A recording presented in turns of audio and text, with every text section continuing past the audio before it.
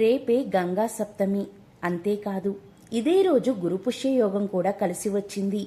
2 పర్వదినాలు కలిసి వచ్చిన దివ్యమైన రోజు. గంగా సప్తమినే నింబా సప్తమి అని కూడా అంటారు. ఈ రోజు ఎంతో పవిత్రమైన రోజు. ఈ రోజు ఉదయం సాయంత్రం స్నానం చేసే నీటిలో ఈ ఒక్కటి వేసుకుని స్నానం చేస్తే అన్ని రకాల వ్యాధులు నయమవుతాయి. జన్మల పాపాలు, దరిద్రం, దోషాలు ఆ నీటి ద్వారా తుడిచిపెట్టుకుపోతాయి. అత్యంత దివ్యశక్తులు మీ శరీరానికి వస్తాయి. మరి ఎంతో పవిత్రమైన గంగా సప్తమి రోజు స్నానం చేసే నీటిలో ఏం వేసుకుని చేస్తే సకల వ్యాధులు నయమవుతాయో ఇప్పుడు ఈ వీడియోలో మనం తెలుసుకుందాం. వీడియోని ఎక్కడా స్కిప్ చేయకుండా పూర్తిగా చూడండి. అప్పుడే మీకు చక్కగా అర్థమవుతుంది. వైశాఖ మాసంలో శుక్లపక్షంలో వచ్చే సప్తమి తిథికి గంగా సప్తమి అనే పేరు. గంగా నది జహనముని చెవి నుండి పుట్టిన రోజు వైశాఖ శుద్ధ సప్తమి. 60,000 సగరపుత్రులు భగీరథునికి ముత్తాతలు. కపిల మహాముని శాపం కారణంగా 60,000 మంది సగరపుత్రులు బూడిద కుప్పలుగా మారిపోయారు. వారికి సద్గతి కలిగించడానికి భగీరథుడు గంగను భూలోకానికి రప్పించడానికి తపస్సు ఆరంభిస్తాడు. తాను భువికి వస్తే తన ప్రవాహ వేగాన్ని ఒక్కసారిగా తట్టుకోవడం కష్టమని, కాబట్టి దాన్ని ఎవరైనా ఒడుపుగా పట్టుకునే వారిని చూసుకోవాలని గంగ భగీరథుడికి చెప్తుంది. దీంతో ఆయన శివుడి కోసం తపస్సు చేసి అనుగ్రహాన్ని పొందాడు. అప్పుడు గంగ అట్టహాసంగా భూమిపైకి ఉరకసాగింది. శివుడు తన జటాజూటంలో ఆ ప్రవాహవడిని నిలిపి అందులో నుండి 7 బిందువులను భూమి మీదికి వదిలాడు. ఆ బిందువులు పడిన చోట బిందు సరస్సు, ఆ సరస్సు నుండి వెడలి ప్రవహిస్తున్న గంగ జాహ్న మహాముని యజ్ఞశాలలోకి ప్రవేశించింది. ఆయన కోపగించి గంగను తాగడం చేస్తాడు. ఇక భగీరథుని వినతితో ప్రసన్నుడై తన చెవి నుండి తాను గ్రహించిన నీటిని విడుస్తాడు. అందువల్ల గంగకు జాహ్నవి అనే పేరు వచ్చింది. ఆ విధంగా గంగానది జాహ్న మహాముని చెవి నుండి పుట్టిన రోజు వైశాఖ శుద్ధ సప్తమి. ఆ విధంగా పాతాళానికి వెళ్లిన గంగ 60,000 సగరుల బూడిద కుప్పలపై పారి వారికి ఉత్తమ లోకాలు కలిగేలా చేస్తుంది. ఆ విధంగా భగీరథుని ప్రయత్నం ఫలించింది. ఈ గంగా సప్తమికి నింబ సప్తమి అనే పేరు కూడా ఉంది. దీనికి కారణం ఈ రోజు వేప చెట్టుకు పూజ చేసి వేప చిగుళ్లను ప్రసాదంగా స్వీకరించే ఆచారం ఉంది. అందుకే ఈ రోజుకు నింబ సప్తమి అనే పేరు కూడా ఉంది. నింబ అంటే వేప చెట్టు. ఈ రోజు ఎవరైనా సరే వేప చిగుళ్లను 2 లేదా 3 తింటే వారి శరీరంలోని సమస్త వ్యాధులు నయమవుతాయని, మాయమైనట్లుగా పోతాయని పూర్వం నుండి ఇలా ఈ రోజు తినడం ఆచారంగా ఉంది. ఇక గంగా సప్తమి రోజు గంగా నదిలో స్నానం చేసి పూజ చేయాలి. ఈ రోజు ఇలా చేస్తే మహాపుణ్యం వస్తుంది. కానీ ప్రస్తుతం ఎవరూ బయటికి వెళ్ళలేని పరిస్థితి కాబట్టి ఈ గంగా సప్తమి రోజు మీ ఇంట్లోనే ఇలా స్నానం చేస్తే జన్మల పాపాలు పటాపంచలవుతాయి. అష్టదరిద్రాలు, పాపాలు, దోషాలు మొత్తం పోయి మీ శరీరంలోని వ్యాధులన్నీ పోయి ఆరోగ్యవంతులవుతారు. ఈ గంగా సప్తమి రోజు మీరు ఉదయం సాయంత్రం స్నానం చేసే ముందు 2 వేప చిగుళ్లను తిని గుప్పెడు వేపాకులను స్నానం చేసే నీటిలో వేసుకుని 1 చెంబుడు నీటిని చేత్తో పట్టుకుని గంగా గంగా గంగా అని 3 సార్లు మనసులో జపించుకొని ఆ నీటిని మీ తల మీద పోసుకోవాలి. ఎప్పుడైతే 3 సార్లు గంగా గంగా గంగా అని జపిస్తారో ఆ నీరు గంగాజలంగా మారిపోతాయి. ఆ నీరు సకల పాప ప్రక్షాళన చేస్తాయి. మన శరీరంలోని వ్యాధులన్నీ నయం చేస్తాయి. మాయమైపోయినట్లుగా రోగాలన్నీ పోతాయి. జన్మల పాపాలు, దరిద్రం, దోషాలు ఆ నీటి ద్వారా తుడిచిపెట్టుకుపోతాయి. అలాగే ఈరోజు గంగా స్తోత్రాన్ని చదువుకొని స్నానం చేసినా, కుదరని పక్షంలో గంగా స్తోత్రం చదువుతూ తల మీద నీళ్లు చల్లుకున్నా మీ జీవితంలో అంతా మంచే జరుగుతుంది. దీర్ఘకాలిక రోగాలు పోతాయి. ఈరోజు ఇత్తడి చెంబులో నీరు నింపి ఆ ఇత్తడి చెంబును ఒక సద్బ్రాహ్మణుడికి దానంగా ఇస్తే అఖండమైన శ్రేయస్సు కలుగుతుంది. ఈరోజు ఇత్తడి చెంబులో నీరు నింపి ఆ ఇత్తడి చెంబును ఒక సద్బ్రాహ్మణుడికి దానంగా ఇస్తే అఖండమైన శ్రేయస్సు కలుగుతుంది. సకల శుభాలు కలుగుతాయి. ఇత్తడి చెంబులో ఇవ్వలేని వారు మట్టి కుండలో నీళ్లు పోసి ఒక సద్బ్రాహ్మణుడికి దానంగా ఇవ్వాలి.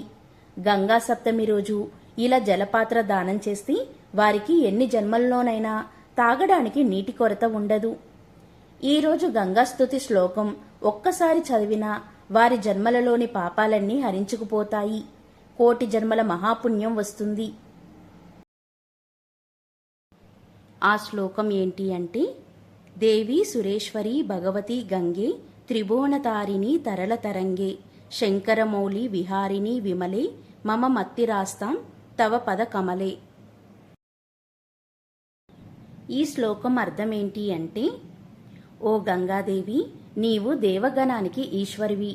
ఓ భగవతి, నీ తలల తరంగాలతో ముల్లోకాలను తరింపచేసే దానివి. విమల జలంతో శంకరుని శిరస్సున విహరించే నీ చరణ కమలములపై నా మనసు ఎల్లప్పుడూ నిలిచి ఉండునుగాక అని అర్థం. ఈ శ్లోకాన్ని ఒక్కసారి ఈరోజు చదివినా వారి జన్మ ధన్యమవుతుంది. ఆ గంగామాత శివపార్వతుల అనుగ్రహం కలిగి భోగభాగ్యాలతో జీవిస్తారు. కాబట్టి ఎంతో పవిత్రమైన ఈ గంగా సప్తమి రోజు ఇలాంటి విధి విధానాలు పాటించి సకల శుభాలను పొంది ఆరోగ్యంగా జీవించండి. గోమాతలో 33 కోట్ల దేవతలు కొలువై ఉంటారని మన పురాణాలు చెబుతున్నాయి. గోమూత్రంలో గంగాదేవి నివాసం ఉంటుంది. గోవును సేవించడం వలన అష్టదరిద్రాలు, గ్రహదోషాలు తొలగిపోతాయి. మన శరీరంలో ఉన్న రోగాల గురించి మనకు తెలియదు. అనేక రోగాలు పీడిస్తూ ఉంటాయి. ఈ రోగాలు ఏదో ఒక పాపం కారణంగా వస్తాయి. ఈ గోమూత్రం పాపాలను నశింపచేస్తుంది. పాపాలనే కాక మనకున్న రోగాల నుండి విముక్తి కలిగిస్తుంది.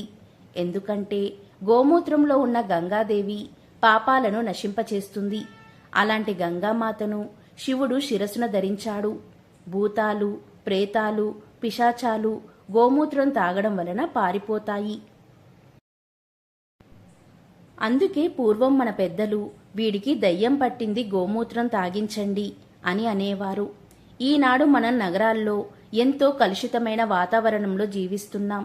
అందుకే మనం ప్రతిరోజు గోమూత్రాన్ని ఔషధంగా సేవించడం వలన మన శరీరంలో చేరే విషాన్ని క్రమక్రమంగా బయటికి పంపిస్తుంది. అంతేకాదు, గోమూత్రంలో ఎన్నో మినరల్స్ ఉన్నాయి. ఇదంతా గోమూత్రంలో నివసించే గంగామాత మహిమ.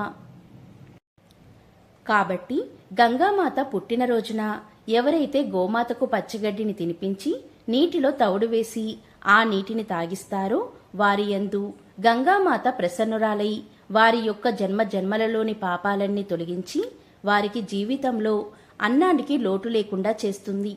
అంతేకాదు, మీరు ధనం బాగా సంపాదించాలనుకున్నా, ఉద్యోగం రావాలన్నా, పిల్లలు విద్యారంగంలో ఎదగాలనుకున్నా, కుటుంబంలో కలహాలు పోవాలన్నా, మీ అప్పులన్నీ తొందరలో తీరాలన్నా, శత్రుబాధలు పోవాలన్నా, మానసిక ప్రశాంతత కలగాలనుకున్నా, ఉన్నత పదవులు కలగాలన్నా, సంతానం కలగాలనుకున్నా, వ్యాపారం అభివృద్ధిలోకి రావాలనుకున్నా, నరఘోష నివారణకు, వివాహం కావాలన్నా, ఆత్మవిశ్వాసం పెరగాలనుకున్నా, కోపం తగ్గాలన్నా, కీర్తి పట్టుదలకు, వృత్తిలో నిలకడ కలగాలనుకున్నా, ధనాభివృద్ధికి ఈ గంగా సప్తమి రోజు గోమాతకు పచ్చిగడ్డిని ఆహారంగా తినిపించి తౌడు కలిపిన నీటిని తాగించండి.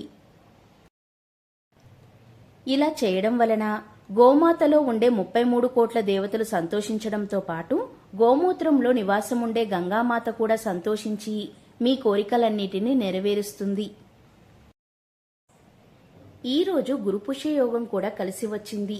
గురువారం పుష్యమి నక్షత్రం కలిసి వస్తే గురు పుష్యమి యోగం అంటారు. ఈరోజు గురువారం పుష్యమి నక్షత్రం కలిసి ఉన్నాయి.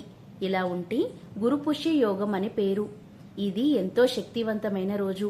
ఇలాంటి రోజు కోసం చాలా మంది ఎదురు చూస్తారు. ఇలాంటి రోజు 2 రావి ఆకులతో ఇలా కనుక చేస్తే ఆ ఇంట్లో ధనలక్ష్మి నాట్యం చేస్తుంది. వారికున్న దరిద్ర బాధలు, అప్పుల బాధలన్నీ తొలగిపోతాయి. ఆ ఇల్లు అష్టైశ్వర్యాలతో, భోగభాగ్యాలతో తులతూగుతుందని పరిహార శాస్త్రం చెబుతుంది. భారతీయ జ్యోతిష శాస్త్రం ప్రకారం తిథి, నక్షత్రం, శుభదినం లాంటివి శుభాలుగా భావిస్తారు. శుభదినాలలో మంచి కార్యక్రమాలు లేదా నూతన కార్యక్రమాలు ప్రారంభిస్తే అంతా మంచి జరుగుతుందని విశ్వసిస్తారు. ఎందుకంటే పవిత్రమైన సమయంలో చేసే ఎలాంటి పనులైనా అనుకూల ఫలితాలు అందుకుంటాయని నమ్ముతారు. గురు పుష్య యోగం కూడా అలాంటి పవిత్రమైన రోజే. గురువారం రోజు పుష్యమి నక్షత్రం వస్తే గురు పుష్య యోగం అని అంటారు. గురుగ్రహం విజ్ఞానానికి సంకేతం. అందుకే గురుణ్ణి పవిత్రంగా భావిస్తారు. పుష్యమి నక్షత్రం శుభ్రతకు, మృదుత్వానికి సంకేతం. అందుకే దీన్ని గొప్ప నక్షత్రం అంటారు. ఈ గురుడు పుష్యమి నక్షత్రం కలిసినప్పుడు శుభకాలం ప్రారంభమవుతుంది. ఈ కాలంలో చేసే ఏ పనైనా విజయం కలుగుతుంది. ఈ యోగంలో ఒక్క వివాహం తప్ప ఏ మంచి పనైనా ప్రారంభిస్తే అంతా విజయమే జరుగుతుంది. ఈ యోగంలో వివాహం మాత్రం చెయ్యరు. ఈ గురు పుష్య యోగం కొత్త భవన నిర్మాణానికి, మంత్రాలు నేర్చుకోవడానికి, కొత్త దుకాణం, కొత్త కార్యాలయం ప్రారంభించడానికి, బంగారం, నగలు కొనడానికి, కొత్త ఇంటిని కొనుగోలు చేయడానికి, పెద్ద వ్యాపారాలు ప్రారంభించడానికి ఈ గురు పుష్య యోగం ఎంతో శుభకాలం, మంచి రోజు. ఇలాంటి యోగంలో మరి వివాహం ఎందుకు చేయరు అనే సందేహం మీకు రావచ్చు. ఎందుకు అంటే మన పురాణాల ప్రకారం బ్రహ్మదేవుడి కుమార్తె శారద, ఆమె వివాహానికి అన్ని ఏర్పాట్లు చేస్తాడు బ్రహ్మ. తీరా వివాహం జరగాల్సిన రోజు ఆయన మతి భ్రమిస్తుంది. కుమార్తె సౌందర్యానికి చెలించిపోయి సొంత పుత్రికనే వివాహం చేసుకోవాలని అనుకుంటాడు.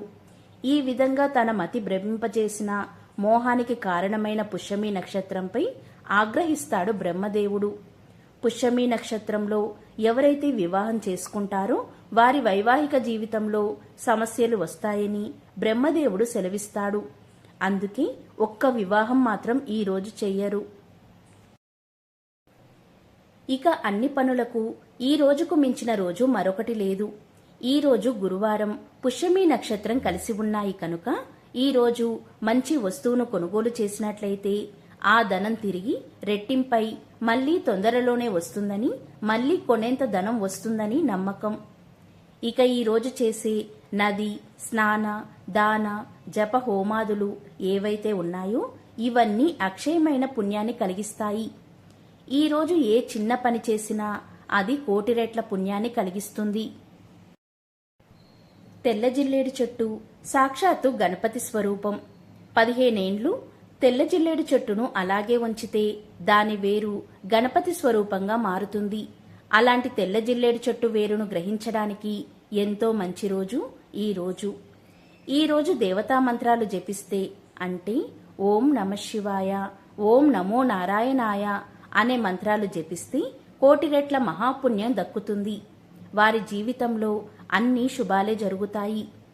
గురు పుష్యమి యోగంలో 5 రావి ఆకులతో ఎవరైతే ఇలా చేస్తారో వారికి ఐశ్వర్యం సిద్ధిస్తుంది.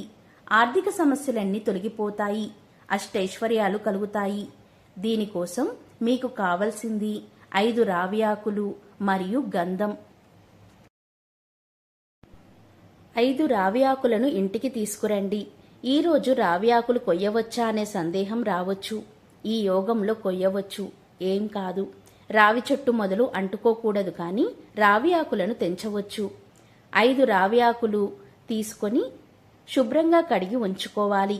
ఇక సానరాయిపై తీసిన గంధాన్ని తీసుకొని ఈ 5 రావి ఆకులపై ముందు వెనుక ఈ గంధాన్ని పూయాలి.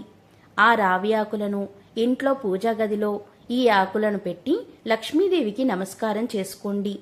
మాకుండే దరిద్ర బాధలన్నీ తొలగిపోవాలి తల్లి, నీ పరిపూర్ణ అనుగ్రహం మాకు కలగాలని నమస్కారం చేసుకుని ఆ 5 రావి ఆకులను నదిలో కానీ ప్రవహించే కాలువలో కానీ వదలాలి. అలా వదలగానే ఆ రావి ఆకులు ప్రవాహంలో వెళ్ళాలి. అలా వెళ్ళిపోయినట్లయితే కనుక ఆ ఇంట్లో ఖచ్చితంగా ఐశ్వర్యం కలుగుతుంది.